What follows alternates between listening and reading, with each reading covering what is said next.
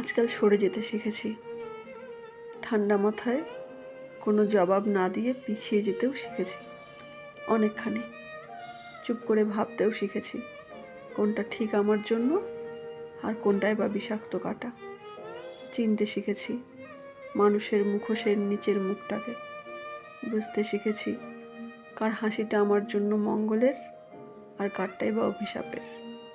এখন অনেক কিছুই বুঝি, জানি, চিনি, তবুও আর কিচ্ছুটা বলি না।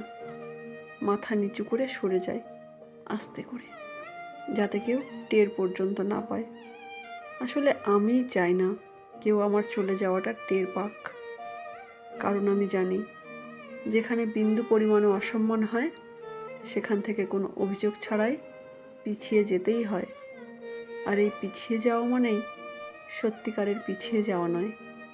এই পিছিয়ে যাওয়া মানে নিজেকে যত্নে রাখা, সম্মানের মুকুট নিজের মাথায় পরিয়ে দেওয়া, কালির কলঙ্ক নিজের গায়ে না মাখা।